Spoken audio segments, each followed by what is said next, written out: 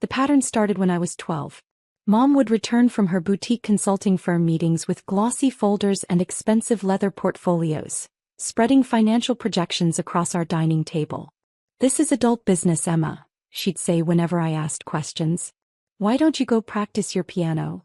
By 16, I taught myself everything about venture capital, private equity, and growth investments through library books and early internet forums. I never mentioned it at home. When I got accepted to Wharton's finance program with a full scholarship, Mom's response was lukewarm. "Business school is fine, dear, but don't expect to compete with people who grew up understanding money." She meant herself. She meant my sister Claire, who was getting her MBA at a less competitive program but whom Mom praised constantly. I graduated top of my class at 22. By 25, I'd made my first million through careful tech startup investments. By 28, I had $47 million in carefully diversified holdings. I lived modestly in a small apartment, drove a 10-year-old Honda, and never mentioned any of it to my family. Mom's business, Sterling Consulting Group, had grown steadily over the years. She'd started it when I was 8, building it from a one-woman operation to a firm with 35 employees. She spoke about it constantly: her revenue growth, her client acquisitions, her expansion plans. At family dinners, business talk dominated every conversation. "We're projecting $12 million in revenue this year," Mom announced at my 30th birthday dinner, barely acknowledging the cake in front of me.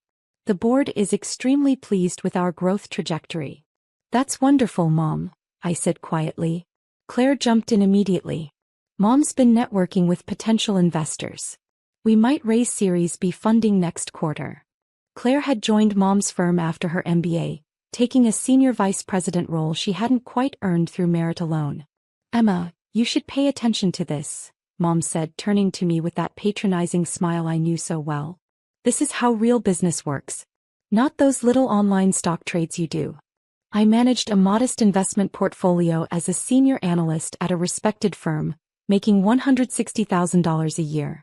To my family, this was adorable amateur hour compared to Mom's entrepreneurial empire.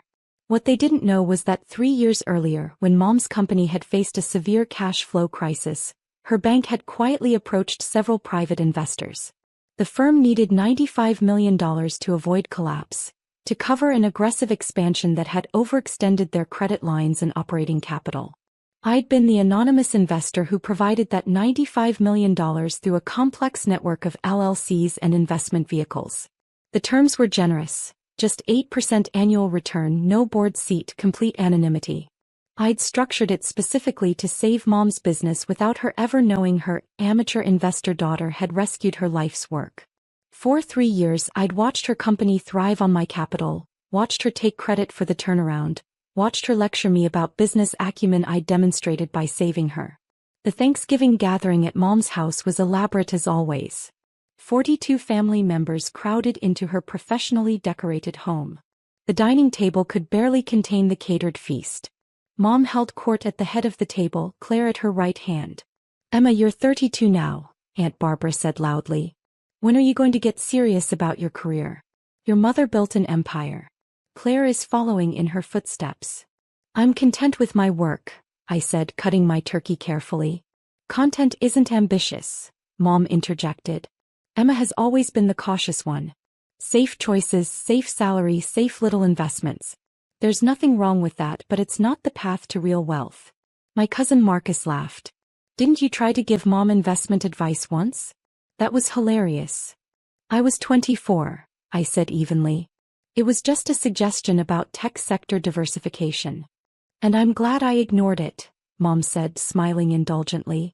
"Emma, you read articles and think you understand institutional investment. It's sweet, really, but there's a difference between playing with a few $1,000s and managing real capital." Claire leaned forward.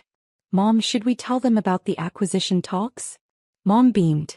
"Sterling Consulting has attracted attention from 2 major firms interested in acquisition. We're looking at valuations between $200 and $240 million. The table erupted in congratulations. I continued eating.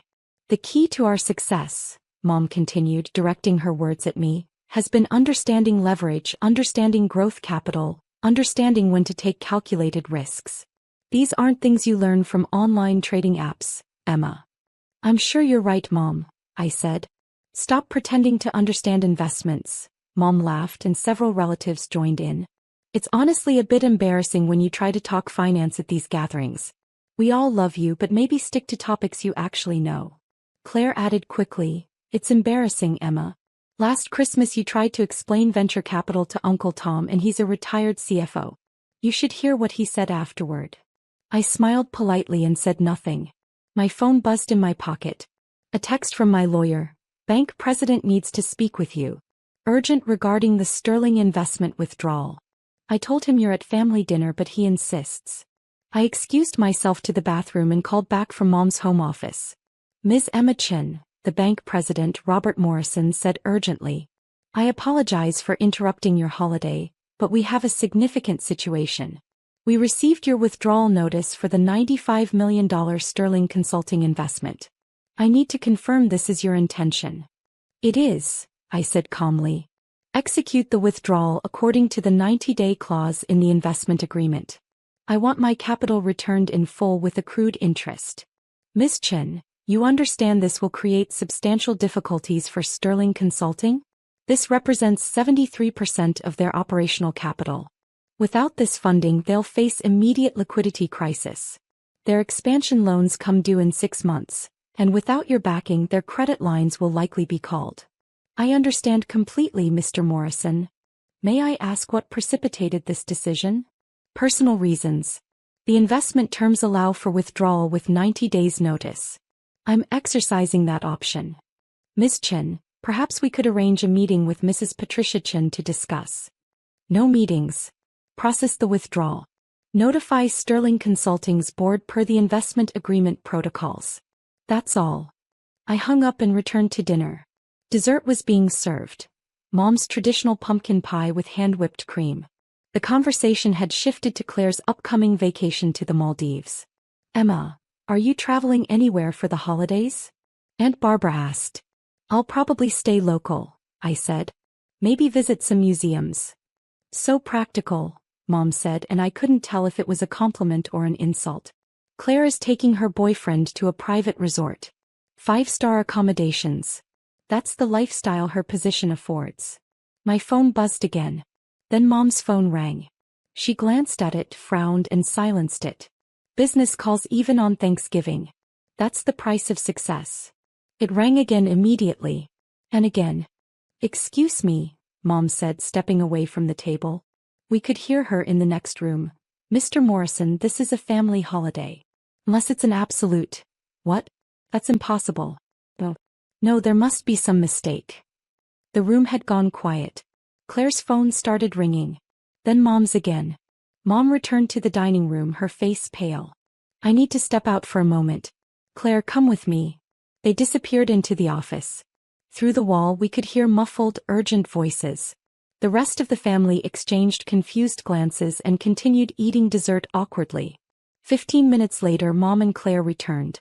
Mom's perfectly applied makeup couldn't hide her shock. Everything okay? Uncle Tom asked. Fine, Mom said tightly. Just an unexpected business matter. But her hands were shaking as she picked up her wine glass. Claire looked like she might be sick. My phone buzzed with an email from my lawyer. Bank has notified Sterling Consulting Board of withdrawal. Your $95 million plus $22.8 million accrued interest will be returned within 90 days per agreement terms. Sterling's CEO, your mother, has been informed of timeline and implications. The dinner continued with strained conversation. Mom barely spoke.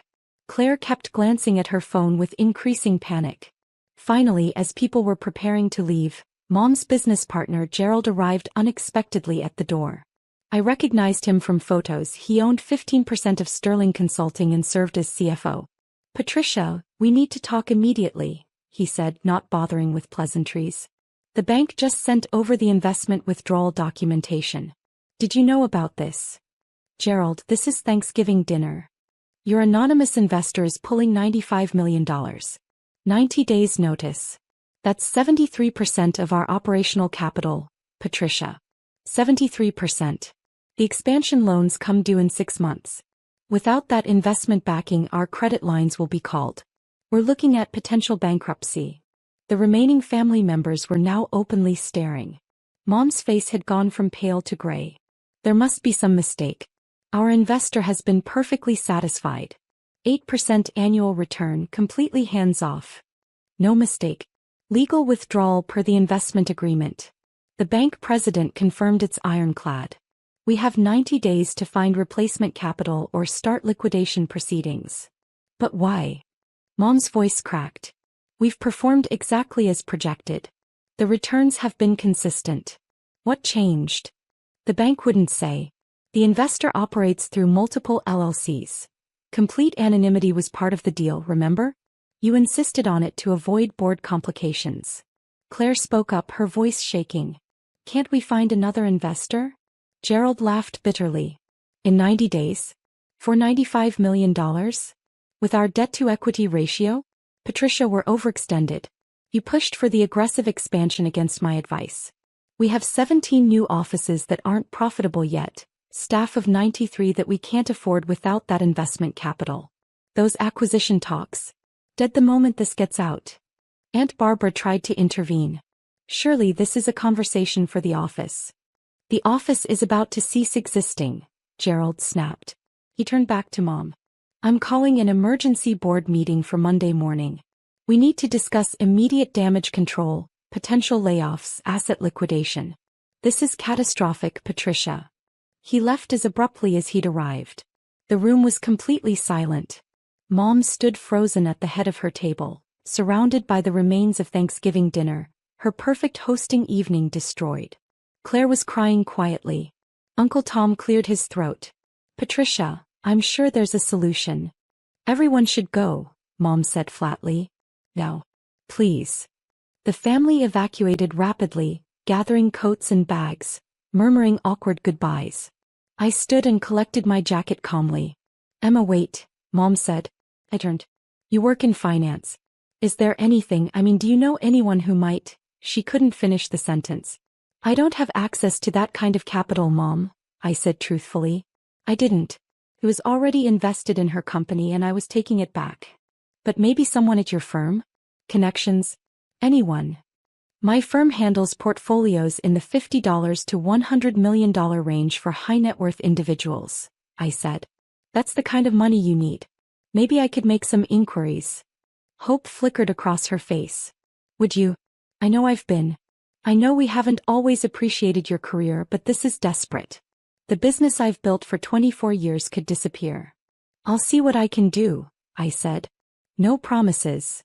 I left her standing in her dining room, surrounded by empty plates and the wreckage of her Thanksgiving. Over the next week, my phone remained silent from my family. I knew what was happening through my lawyer's updates. Sterling Consulting's board had met for 7 hours on Monday. They'd approached 4 major investment firms, all of whom declined after reviewing the company's overextended position. 2 smaller firms offered capital at 22% interest rates, loan shark territory that would cripple the business. Gerald had submitted his resignation effective in 90 days. 3 senior employees had quietly begun job hunting. On December 2nd, 9 days after Thanksgiving, Mom finally called me. Emma, I need to ask you something and I need you to be completely honest. Okay. Your firm handles high-net-worth portfolios.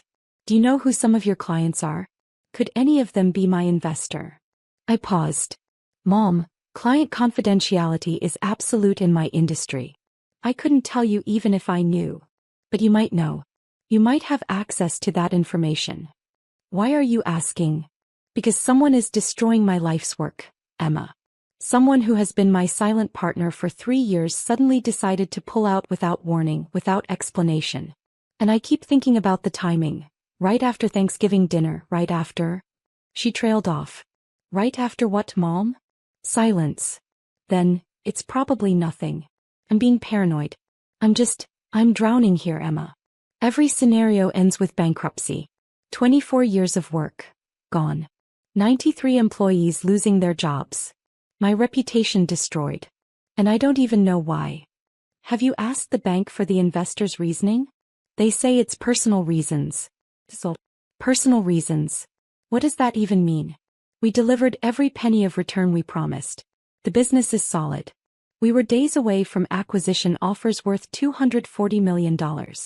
Maybe the investor found a better opportunity, I suggested. At 8% annual return? Emma, that's below market rate for growth capital. This investor took below-market returns for anonymity and hands-off involvement. That's not normal investor behavior.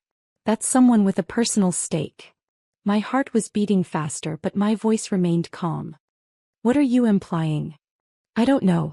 I just know that my anonymous investor has been quietly supporting my business for 3 years, asking for nothing, and then suddenly destroys it right after a family dinner where She stopped.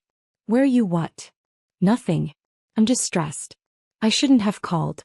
If you hear anything through your professional network, please let me know. I'm begging. She hung up. That night my lawyer called. Emma, the bank president contacted me.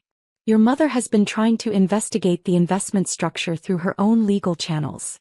She's getting close to the LLC network. She hasn't connected it to you yet, but she might eventually. Let her investigate, I said. The structure is legal and airtight. She's also apparently offering to double the return rate if the investor stays. 16% annually. Not interested. She's desperate, Emma. I know. On December 10th, Claire called me. We hadn't spoken since Thanksgiving. Emma, Mom is falling apart. She's barely sleeping. The business is imploding. Gerald resigned. We've lost 8 employees. The expansion offices are closing. We might have to file Chapter 11 by February. I'm sorry to hear that, I said. Are you? Because I keep thinking about Thanksgiving dinner. About what Mom said to you about investments. And then 9 hours later her investor pulls out. That's quite a coincidence. It is a coincidence, I said calmly. Is it? Because I've been doing some research. Anonymous investors who take below-market returns?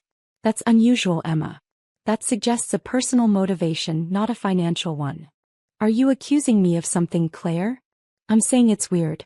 I'm saying the timing is suspicious. I'm saying you work in exactly this industry and you've been. She paused. You've been really quiet about your career success. Really modest. Mom always thought it was because you weren't doing that well, but what if we were wrong? I make $160,000 a year as a senior analyst. That's good money. But it's not $95 million investor money. Unless you've been saving. Unless you've been investing wisely for a decade. Unless you're much more successful than you let on. That's quite a theory, Claire. So it's not true? I'm not Mom's mysterious investor. This was technically accurate. I wasn't anymore. I'd withdrawn. But you could find out who is. No. Won't, you mean? Can't and won't. Client confidentiality is absolute. Even to save Mom's business? Even to save 93 people's jobs. I don't have the information you're looking for, Claire. I'm sorry. She hung up on me. On December 15th, my investment firm's managing director called me into her office. Margaret E. had been my mentor for 6 years. Emma, I received an unusual inquiry. A woman named Patricia Chin contacted our firm claiming her daughter works here and might have information about an anonymous investor. She wanted to know if we manage any portfolios in the $95 million range that might be invested in Sterling Consulting Group. What did you tell her? That we don't discuss client information under any circumstances. But Emma, I know about your family situation. I also know about your investment portfolio because it's extraordinary for someone your age. When you told me 8 years ago that you'd made your first million, I was impressed. When you showed me your 10-year strategy, I was astonished. Margaret. I don't need to know if you're Sterling Consulting's investor. That's your business. But I do need to know if this situation is going to become professionally complicated. It won't. The investment withdrawal is legal and properly structured. My family doesn't know about my portfolio. I'd prefer to keep it that way. She studied me for a long moment. You know, there's a particular kind of pain that comes from family not seeing you for who you are. Not recognizing your capabilities. Is there? I watched my father dismiss my business success for 30 years because he thought women should be teachers or nurses. When I finally bought the building his restaurant operated in and became his landlord, the look on his face was... She shook her head. I'm not going to tell you what to do. But I will say that sometimes the people who should see us most clearly are the most blind. Thank you, Margaret. On December 23rd, 2 days before Christmas, The bank president called me directly. Miss Chen, I'm violating several protocols by making this call, but I feel ethically obligated. Your mother has been in my office 3 times this week. She's trying everything to find out who you are. Excuse me, who the investor is.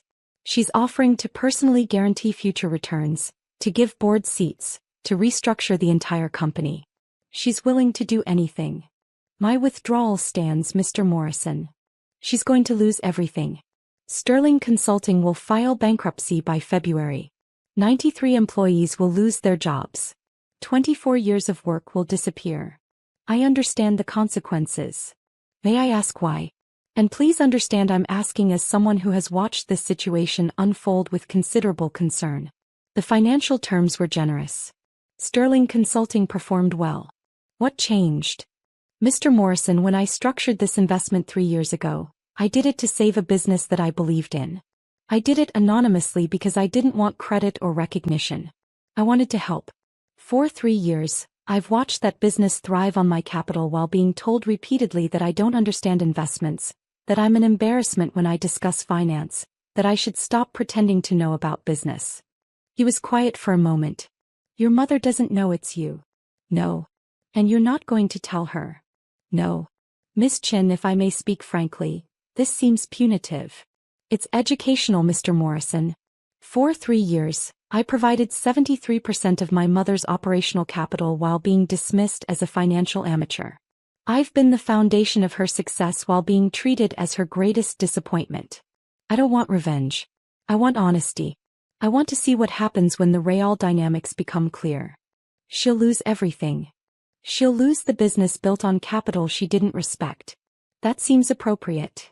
And the 93 employees? This was the part that had kept me up at night. I've established a severance fund through a separate LLC. When Sterling Consulting fails, there will be resources available for employee transitions. They won't be abandoned. But Mom needs to understand what she actually built versus what she thinks she built. I see. He paused. For what it's worth, Ms. Chen, your investment structure was brilliant. The LLC network, the anonymity protocols, the withdrawal clauses. Some of the cleanest work I've seen. You're clearly far more sophisticated than your family realizes. Thank you. Though I suspect they're about to find out. He hung up. Christmas Eve, Mom called. Her voice was hollow, exhausted. Emma, I need you to come over tomorrow for Christmas. Please. I know we haven't been. I know I haven't been. She couldn't finish. I'll be there, I said. Christmas morning was somber. Just Mom, Claire, and me in the living room that had hosted 42 people a month earlier. No catered feast, no elaborate decorations. Mom looked like she'd aged 10 years. I'm filing bankruptcy on January 3rd, Mom said without preamble. Gerald's already gone. We're down to 42 employees. The expansion offices are closed. We have enough capital to operate through February if we're lucky. Claire was crying quietly. I sat in silence. 24 years, Mom said.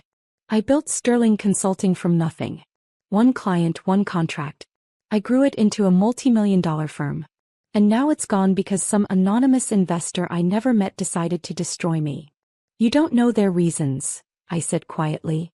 I know the timing. Right after Thanksgiving. Right after a family dinner where she stopped looking at me. Emma, I need to ask you something and I need you to tell me the truth. Okay. At dinner I said some things about your career. About your understanding of investments. I was dismissive. She closed her eyes. I was cruel. I've been thinking about it for a month. And I keep wondering if somehow, some way that got back to my investor. If maybe you mentioned it to someone at your firm and they told someone and it reached. Mom, I didn't tell anyone at my firm about Thanksgiving dinner. This was true. I told my lawyer, not my firm. But you think I deserved this? It wasn't a question. I met her eyes. I think you built a successful business with help you didn't acknowledge. I think you've spent years telling me I don't understand finance while making decisions that required exactly the kind of capital I work with daily. I think you've confused titles and revenue with actual financial acumen. What are you saying? I'm saying that when you needed $95 million 3 years ago, you found an investor willing to provide it at below-market returns with complete anonymity. That investor asked for nothing except consistent returns. No board seat, no public credit, no recognition. Just the satisfaction of knowing they'd helped build something valuable. Mom was staring at me now, her face pale. And for 3 years that investor watched you succeed. Watched you expand. Watched you take credit for a turnaround you couldn't have achieved alone. And maybe that was fine. Maybe that investor was happy just knowing they'd helped. Until they weren't anymore. Emma. You asked me at Thanksgiving if I understood investments, Mom. Let me tell you what I understand. I understand that capital is power. I understand that the person providing 73% of operational funding is actually the foundation of the business, not an anonymous bystander. I understand that respect should go to the people who make success possible, not just the people who take credit for it. Claire gasped. Oh my God. You're the investor. I corrected. I withdrew my investment per the legal terms of the agreement. 90 days notice. You have until March 2nd to return my $95 million plus $22.8 million in accrued interest. Mom looked like I'd physically struck her. That's impossible. You can't have that kind of money. You're a senior analyst making. I'm a senior analyst managing several portfolios in the $50 to $100 million range who also happens to have built her own portfolio over the last decade through careful investing.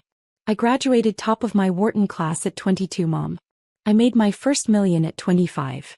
I've been managing 8-figure investments since I was 27. I currently oversee approximately $180 million in personal and client assets. But you never told us. Would you have believed me? Every time I tried to discuss finance, you dismissed me. Every time I offered business advice, you laughed. You thought I was playing with online trading apps while I was actually building the capital base that saved your company. You did this to hurt me, Mom whispered. I did this to save you 3 years ago. I'm ending it now because I'm tired of being invisible while providing the foundation for your visibility. You spent Thanksgiving dinner telling me I was an embarrassment for discussing investments while literally sitting on capital I provided. The irony became unbearable. The 93 employees losing their jobs. That's on you now. No, Mom. That's on you. You overextended your business. You took aggressive expansion risks without adequate capital reserves. You assumed your anonymous investor would always be there without ever questioning why someone would take below-market returns. You built on a foundation you didn't understand or respect. I don't have $117.8 million to pay you back. You know that. You have 90 days to liquidate assets. Sell the expansion offices. Sell the equipment. Downsize to sustainable operations. Maybe you can rebuild something smaller, something actually within your capital means. Or maybe you'll start over from scratch like you did 24 years ago. Either way, you'll do it understanding what you actually built versus what you thought you built. Claire was sobbing now. Mom just stared at me. You're destroying my life's work. I'm withdrawing my support from work that was built on my capital and your dismissal of my capabilities. There's a difference. You want me to beg? Fine. I'm begging. Emma, please. I'm sorry. I was wrong about everything. I see that now. Please don't do this. I'll tell everyone what you did. I'll give you public credit. Board seat. Partnership. Whatever you want. I wanted respect, Mom. Not as a condition of saving your business, but as a baseline acknowledgement of my competence. You couldn't provide that for 3 years. You can't purchase it now with desperate promises. So what happens? You just walk away and watch everything collapse. I've established a severance fund for your employees. They'll be taken care of. You'll have to figure out your own path. On January 3rd, I'm filing bankruptcy. Sterling Consulting will cease to exist. My reputation will be destroyed. I'll lose the house, the cars, everything. Then you'll understand what it's like to be dismissed and underestimated. Maybe that's valuable education. I stood to leave. Mom grabbed my arm. Emma, please. I'm your mother. I love you. I'm sorry for every dismissive word, every time I didn't take you seriously. Please don't do this. I gently removed her hand. 3 years ago I gave you $95 million to save your business because I loved you and believed in you. You never knew it was me. You spent those 3 years taking credit for a turnaround you couldn't have achieved alone while telling me I didn't understand money. That investment of love and capital? I'm withdrawing it. You have 90 days. I walked out of the house I'd grown up in, leaving my mother and sister in the wreckage of a Christmas morning that had revealed everything they'd been too blind to see. The money would return to my accounts in March. Sterling Consulting would declare bankruptcy in January. Mom would lose the business she thought she'd built through her own brilliance. And I would continue managing my $180 million portfolio from my modest apartment, driving my 10-year-old Honda, being invisible to people who'd never thought to look closely enough to see what I actually was. Sometimes the most powerful thing you can do is stop supporting people who never valued your support in the first place. I didn't destroy my mother's business. I just stopped pretending she'd built it alone. I grew up hearing the same message from my family: I wasn't good enough. My older sister Victoria had always been the golden child.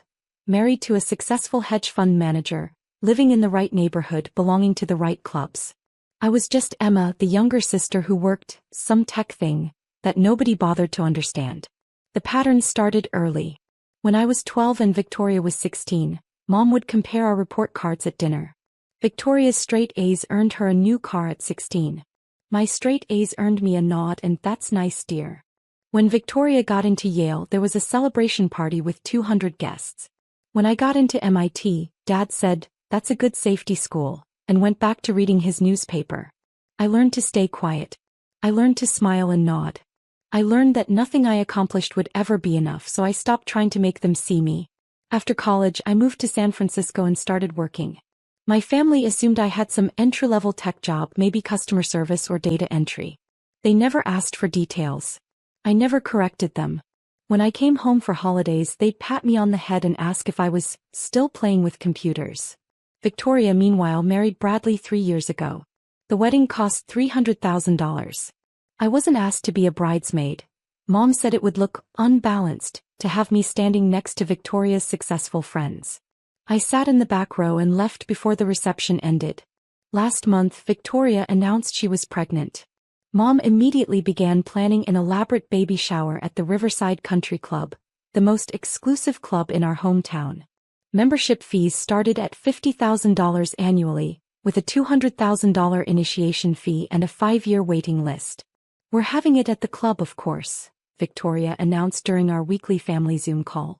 She looked directly at the camera, making sure I could see her perfectly highlighted hair and designer maternity dress. "Members and their families only. It's very exclusive." "Sounds lovely," I said, sitting in my small San Francisco apartment, the one they thought was all I could afford. "You can come if you want," Victoria added, her tone making it clear it was a reluctant invitation. "Though I know the club isn't really your scene. Very upscale. Sophisticated." Mom jumped in. "Maybe Emma would be more comfortable just sending a gift, dear. The club has certain standards." I smiled into the camera. "I'll be there. Wouldn't miss it." Victoria's perfectly microbladed eyebrows rose. "Well, don't feel obligated.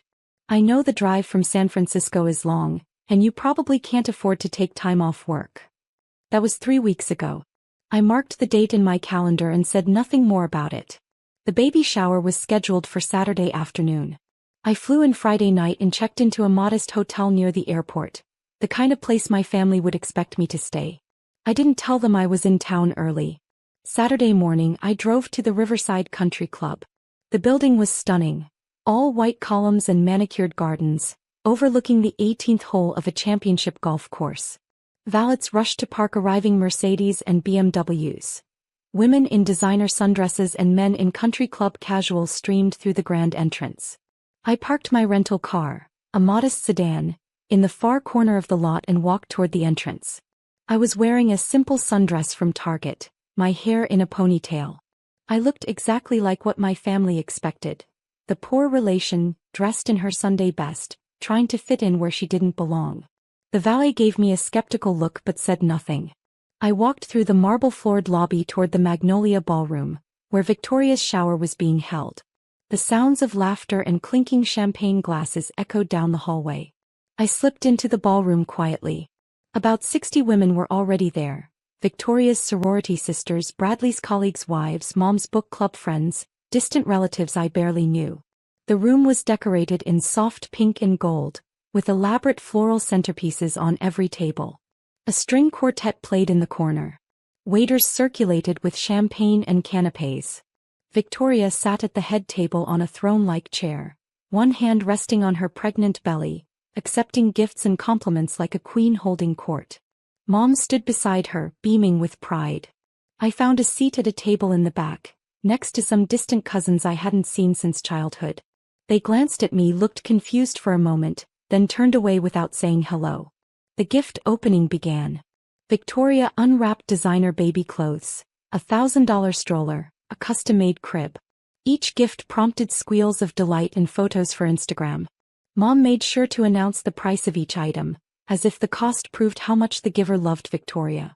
"This is from Aunt Patricia," Mom announced, holding up a silver rattle from Tiffany. $1,200. More squeals. More photos. More champagne. I sat quietly, sipping water, my simple wrapped gift sitting on the table beside me. I'd brought a handmade baby blanket from a small shop in San Francisco. Cost $80. I knew it would be mocked. After an hour of gifts, Mom spotted me. Her eyes widened in surprise. She clearly hadn't expected me to actually show up. She whispered something to Victoria, who turned and looked at me with an expression somewhere between annoyance and amusement. "Emma," Mom called out, her voice carrying across the ballroom. "You made it. Come up here and say hello to your sister." I stood and walked to the front of the room.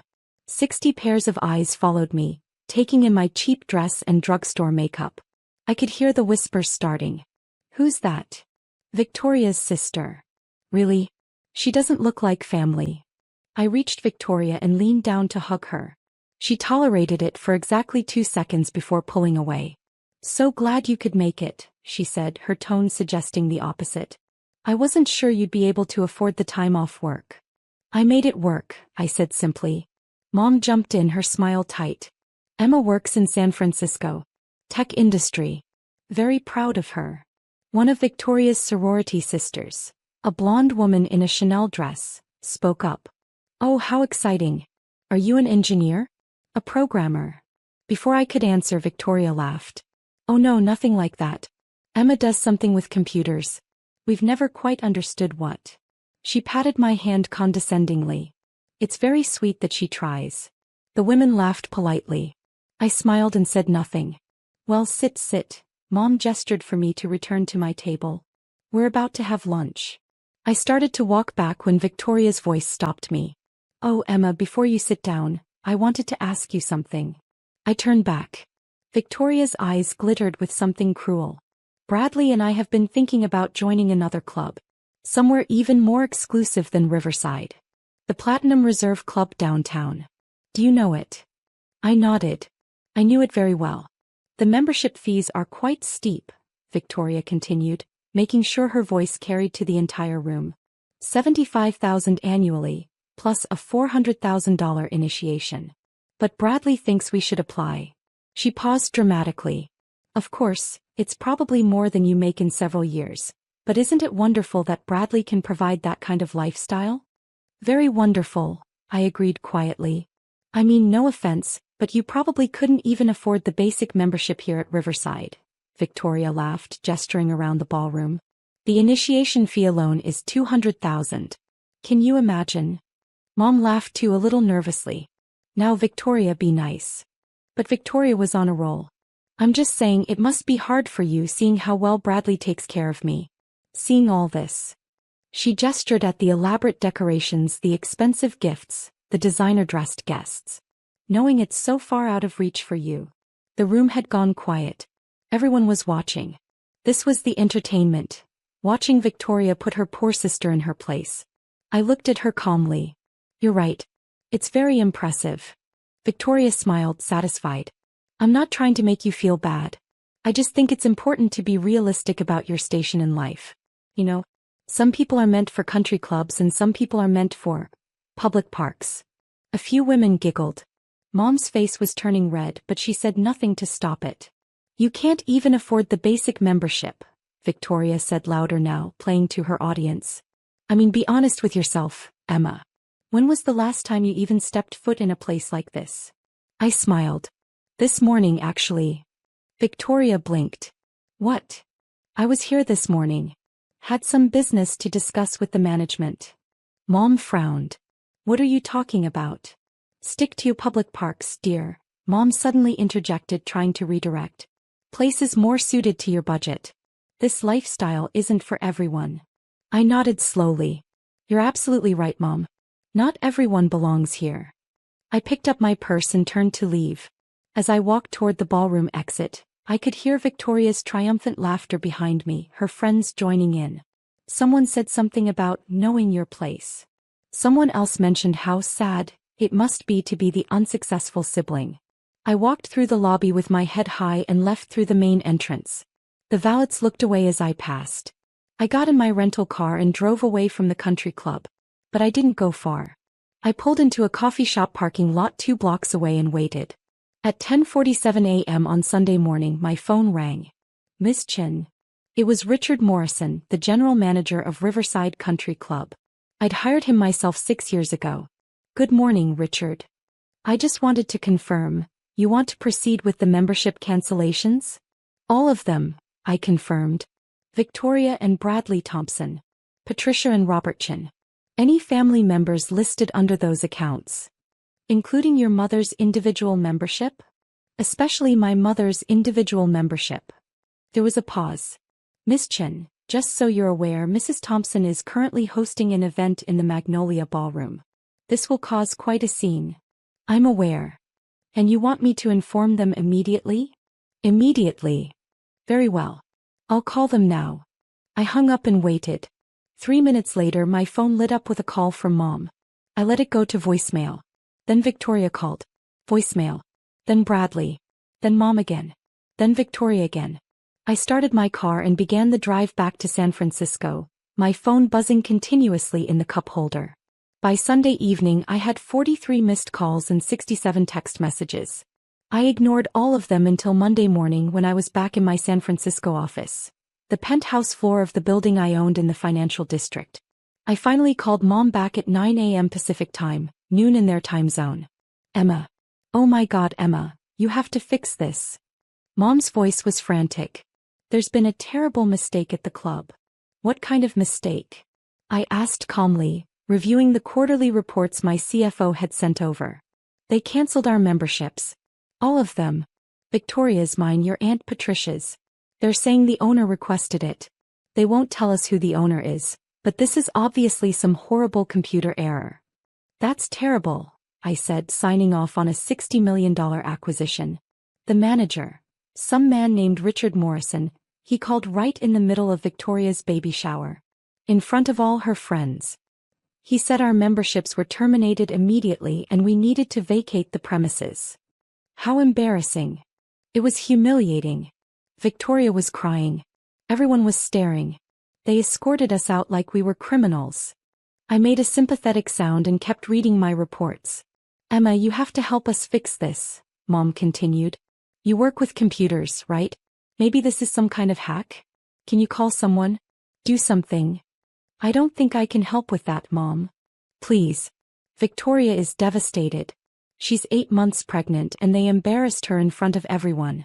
Her friends are posting about it on social media. Someone recorded the whole thing. That sounds very stressful for her. Emma. Mom's voice cracked. I don't understand what happened. We've been members there for 12 years. Your father used to golf there every Sunday before he passed. They can't just kick us out. Actually, I said calmly, they can. Property owners have the right to refuse service to anyone. But who would do this? Who would be so cruel? I set down my pen and looked out my office window at the San Francisco skyline. Mom, do you remember when I was 12 and got straight A's and you said, "That's nice, dear," and then took Victoria out for a celebration dinner without me? There was silence on the other end. Do you remember when I got into MIT and Dad called it a safety school? More silence. Do you remember Victoria's wedding where I sat in the back row because I wasn't good enough to be a bridesmaid? Emma, what does this have to do with? Do you remember yesterday when Victoria told me I couldn't afford the basic membership? When you told me to stick to public parks? Emma. I bought Riverside Country Club 6 years ago, Mom. I'm the owner. I've been the owner since I was 28 years old. I own 4 other country clubs in 3 states.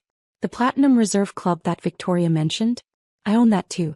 In fact, I own a portfolio of 17 luxury properties, including the hotel where Victoria had her wedding reception. The silence stretched so long I thought she'd hung up.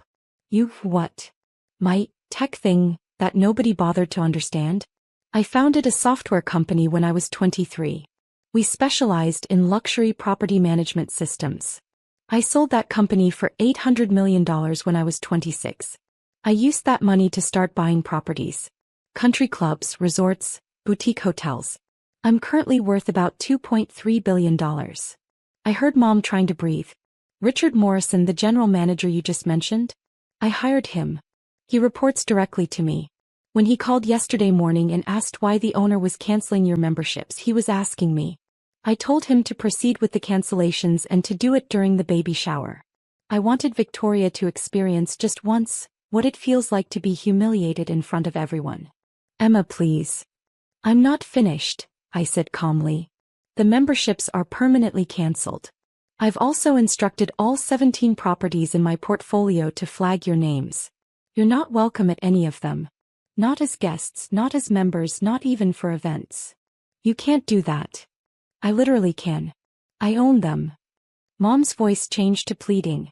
Emma, sweetheart, there's been a misunderstanding. We've always been proud of you. We've always. No, you haven't. And that's fine. I don't need you to be proud of me. I don't need your approval or your love or your acceptance. I built my life without any of that. Emma, Victoria is pregnant. She's your sister. How can you be so cruel? I laughed, and the sound was bitter even to my own ears. How can I be so cruel? Mom, listen to yourself. Yesterday, Victoria publicly mocked me in front of 60 people. You stood there and let it happen. You joined in. You've both been doing it my entire life. But now that there are consequences, suddenly I'm cruel. We didn't mean. Yes, you did. You absolutely did. And you know what? I don't even blame you anymore. I used to think something was wrong with me. That I wasn't good enough, smart enough, successful enough to earn your love. It took me years to realize the problem was never me. It was you. My office phone buzzed. My assistant's voice came through the intercom. Miss Chen, your 9:30 is here. I have to go, Mom. I have a meeting with some investors about acquiring a resort chain in Tahoe. Each property is worth about $40 million. That's probably more than Victoria's husband makes in a year. But isn't it wonderful that I can provide that kind of lifestyle for myself? Emma, wait. Don't call me again. And tell Victoria her baby gift is in the mail. It's a handmade blanket from a small shop in San Francisco. Cost $80. I'm sure she'll hate it, but maybe her daughter will appreciate it someday when she's old enough to understand that price doesn't equal value. I hung up. My phone immediately started ringing again. I blocked Mom's number. Then Victoria's. Then Bradley's. Tuesday morning, I received an email from Aunt Patricia. The subject line was family emergency. The email was long, desperate, and poorly punctuated. She explained that she and Uncle Robert were facing serious social consequences from the country club incident. Their friends were asking questions. People were gossiping. Someone had posted a video on Instagram of Victoria being asked to leave the baby shower, and it had gone viral in their social circle. Please reconsider, Patricia wrote. This is destroying Victoria's reputation. She's getting messages from her sorority sisters asking what happened. Bradley's colleagues are talking. This could hurt his career. Emma, she's pregnant. Have mercy. I deleted the email without responding. Wednesday afternoon, my head of security informed me that Victoria and Bradley had shown up at the lobby of my office building, demanding to see me. Security had escorted them out. Thursday morning, my attorney called. Miss Chen, I received a letter from a Patricia Chen. She's claiming you've damaged her reputation and her niece's reputation through your actions at Riverside Country Club. She's threatening to sue for defamation and emotional distress. I laughed. On what grounds? I exercised my rights as a property owner to terminate memberships. There's no defamation in that. That's what I told her attorney, he said. They have no case. But I wanted you to be aware. Thank you. Let me know if they actually file anything. They didn't. Friday evening, 1 week after the baby shower, I received a handwritten letter. It was delivered by courier to my office, marked urgent personal. The letter was from Victoria. Her handwriting was shaky. Emma, I don't know what else to do. I've called, I've texted, I've tried to visit your office. You won't respond. So I'm writing this letter because I need you to understand what you've done. The video of us being kicked out of my baby shower has been viewed over 1 million times. Someone posted it on TikTok with the caption, "Rich people get karma." The comments are brutal. People are calling me entitled, spoiled, a bully. Someone dug up my Instagram and is posting mean comments on all my photos. Bradley's firm is upset. They're worried the negative publicity reflects badly on them. He might lose clients. My friends won't stop asking questions. They want to know who owns the club. They want to know why we were kicked out. What am I supposed to tell them? That my little sister, who I thought was a failure, is actually a billionaire who owns the club and kicked us out for revenge? Mom is devastated. She's crying every day. She feels betrayed. She says you've changed, that success has made you cruel and vindictive. I know I was mean to you at the shower. I know I said things I shouldn't have. But did I really deserve this? Did I deserve to be publicly humiliated while pregnant? Did I deserve to have my reputation destroyed? I'm sorry for what I said. I'm sorry for not being a better sister. Please, Emma. Please fix this. Cancel whatever blacklist you've put on our names. Let us back into the clubs. Help me salvage my reputation. I'm begging you. Your sister, Victoria. I read the letter 3 times. Then I put it in my desk drawer and went back to work. 2 weeks after the shower, Mom called from a number I didn't recognize. I answered before I realized it wasn't blocked. Emma. Oh, thank God. He was crying. Please, sweetheart, please listen to me. I told you not to call. I know, but please. Just listen. Victoria went into early labor. The doctors think the stress triggered it. She had the baby yesterday. A girl. 7 pounds, healthy, but Victoria is not okay. She's depressed. She won't eat. She won't hold the baby. She just lies there crying. I said nothing. The doctors say it's postpartum depression, made worse by the stress of the past 2 weeks. Emma, please. I'm begging you. Whatever point you were trying to make, you've made it. We understand. We were wrong. We treated you terribly. But please don't punish the baby for our mistakes. Don't punish Victoria while she's vulnerable like this. I closed my eyes. What's the baby's name? Emma, Mom whispered. They named her Emma. I sat in silence for a long moment. Emma. Mom's voice was fragile. Are you still there? I'm here. Please. Please help us fix this. I don't care about the country club anymore. I don't care about any of it. I just want my daughter to be okay. I want my granddaughter to grow up in a family that isn't destroyed by this. I took a deep breath. The blacklist stays. The membership cancellations stay. But I'll have my PR team handle the social media situation. They'll get the videos taken down and manage the narrative. It'll cost about $100,000, but I'll cover it. Oh, thank you, thank you. I'm not doing it for you or for Victoria, I interrupted. I'm doing it for the baby. She doesn't deserve to grow up with viral videos of her mother's humiliation. But understand this. Nothing else changes. You and Victoria made your choices. You chose to treat me like garbage for 32 years. You chose to mock me publicly. Actions have consequences. We understand, Mom said quickly. We do. And Emma, for what it's worth, I'm so proud of you. What you've accomplished. Don't, I said sharply. Don't you dare say you're proud of me now. You had 32 years to be proud. You had 32 years to see me, to value me, to treat me like I mattered. You chose not to. You don't get to be proud of me now that you know I'm worth $2 billion. That's not love. That's not family. That's opportunism. Emma. Send me a picture of the baby. I'll send a gift. A real one this time. A trust fund. $5 million accessible when she turns 25.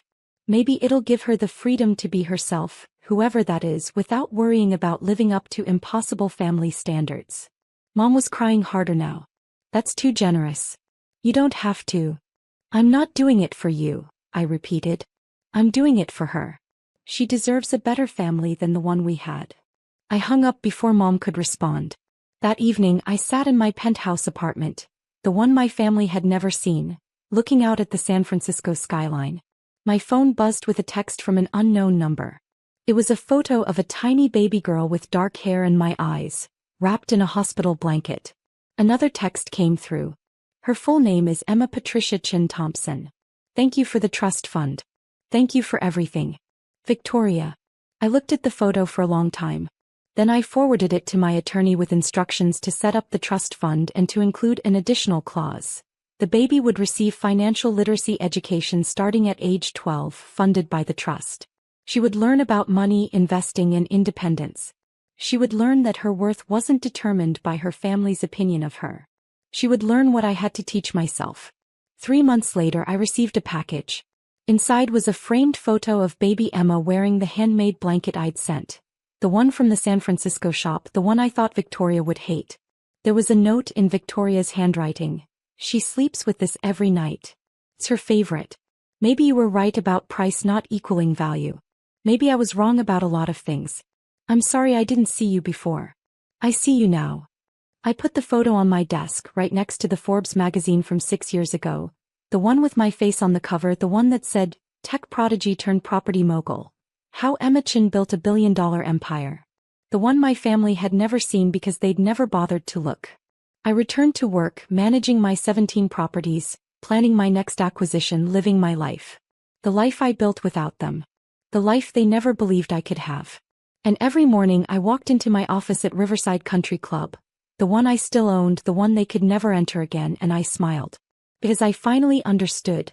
Their inability to see my worth was never a reflection of my value. It was a reflection of their vision. And I didn't need their approval anymore. I never had.